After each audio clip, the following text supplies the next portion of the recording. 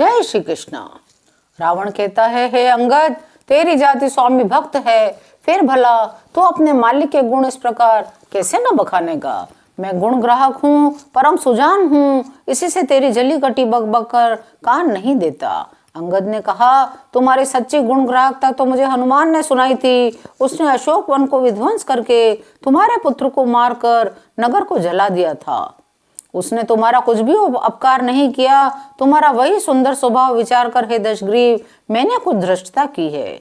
हनुमान ने जो कुछ कहा था उसे आकर मैंने प्रत्यक्ष देख लिया। तुम्हें न लज्जा है, न क्रोध है, न चिढ़ है।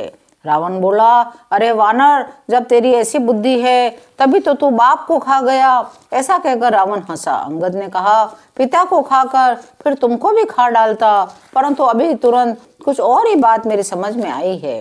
अरे नीच अभिमानी, बाली के निर्मल यश का कारण जानकर तुम्हें मैं नहीं मारता। रावण, यह तो बता, जगत में कितने रावण हैं? मैंने जितने रावण अपने कानों से सुन रखे हैं उन्हें सुन।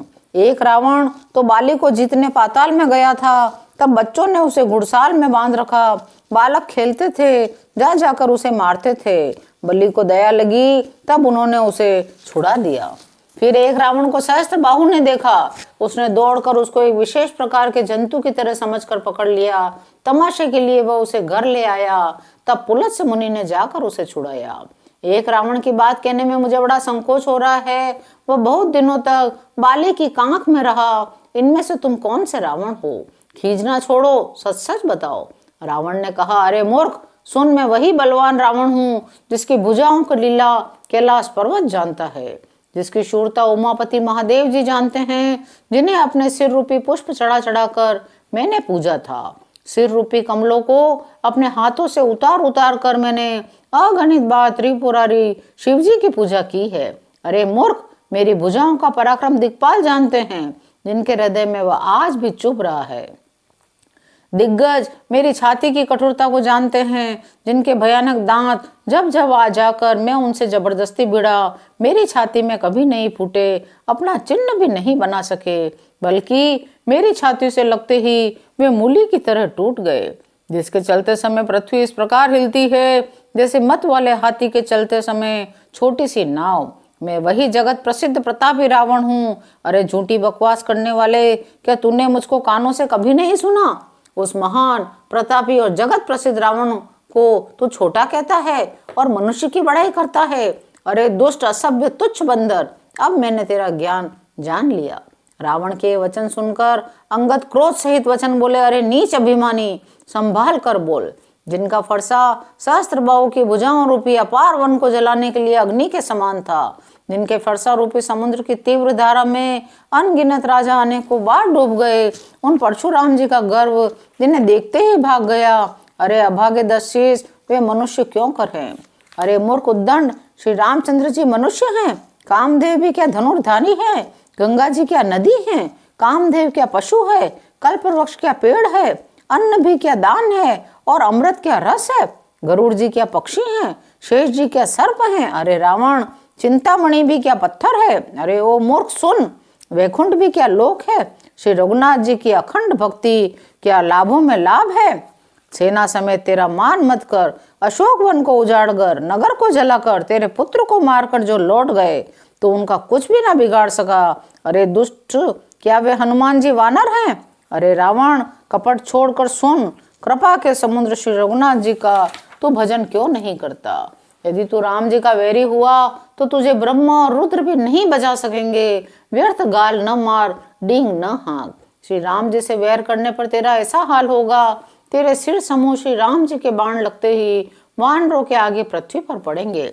रीछ वानर तेरे उन गेंद के समान अनेकों सिरों से चौगान खेलेंगे, तब क्या तेरा ऐसा गाल चलेगा? ऐसा विचार कर कृपालु श्री राम जी को भज।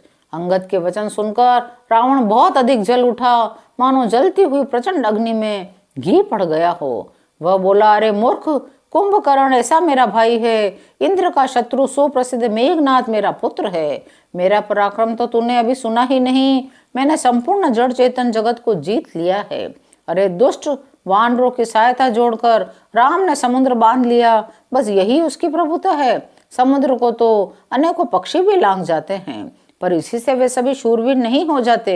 अरे मूर्ख बंदर सुन, मेरी एक एक भुजा रूपी समुद्र बल रूपी जल से पूर्ण है, जिसमें बहुत से शूरवीर देवता और मनुष्य डूब चुके हैं। कौन ऐसा शूरवीर है जो मेरे इन अथाह और अपार 20 समुद्रों का पार पा जाएगा?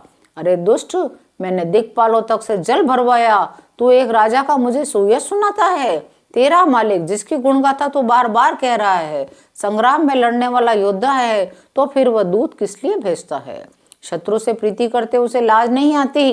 पहले कैलाश का मथने वाले मेरी भुजाओं को देख। अरे मूर्ख वानर, अपने मालिक की सराहना बाद में करना। रावण के समान शूरवीर कौन है जिसने अपने ही हाथों से सिर काट काट कर अत्यंत हर्ष के साथ उन्हें अग्नि में होम दिया? स्वयं गौरीपति शिव जी इस बात के साक्षी हैं।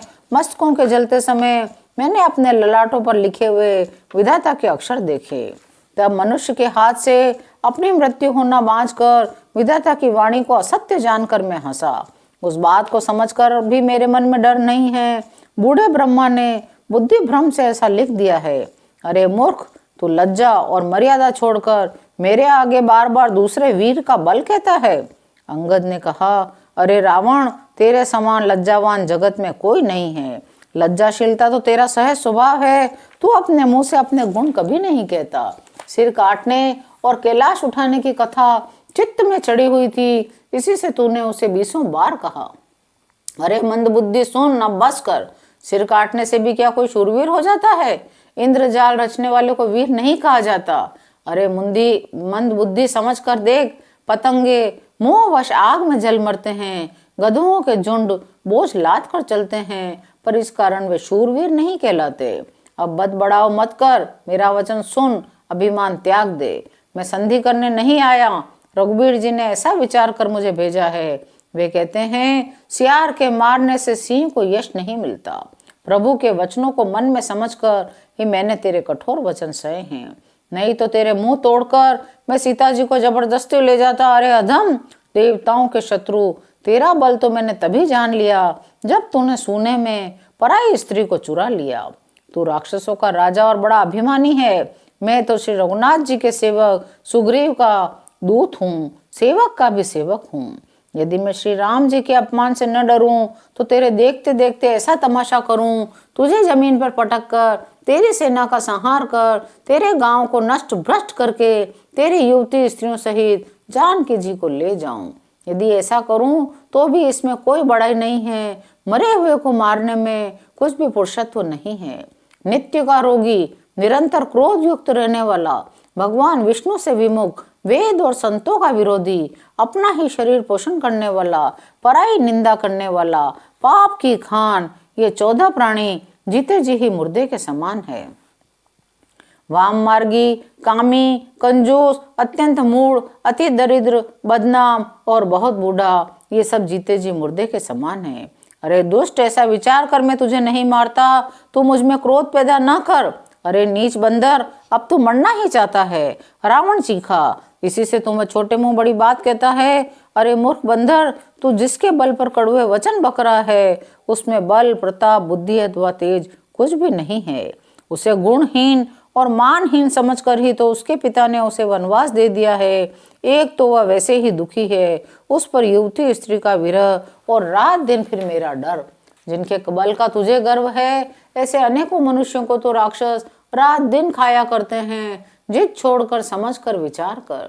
जब राम जी की निंदा की तो कपिश्रेष्ठ अंगद अत्यंत क्रोधित हुए। शास्त्र ऐसा कहते हैं, जो अपने कानों से भगवान विष्णु और शिव की निंदा सुनता है, उसे गोवध के समान पाप होता है।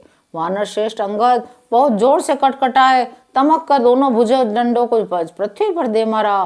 पृथ्वी हिलने लगी, सभासद गिर पड़े। रावण गिरते गिरते संभल कर उठा, उसके अत्यंत सुंदर मुकुट पृथ्वी पर गिर पड़े। मुकुटों को आता दे अंगद ने वो मुकुट उठाकर श्री रामचंद्र जी के पास फेंक दिए।